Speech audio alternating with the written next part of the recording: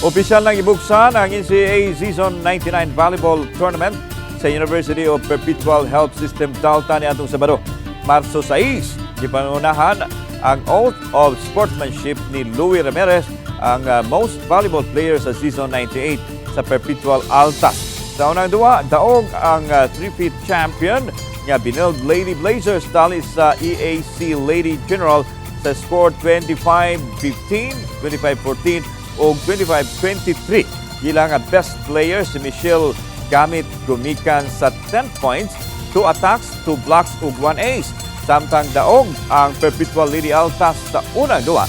Nini batok sa GRU Lady Bombers sa score 25-14, 25-14 o 25-21. Best player si Winnie Bitania nga nakapupo og 9 points, 7 attacks ug 2 blocks.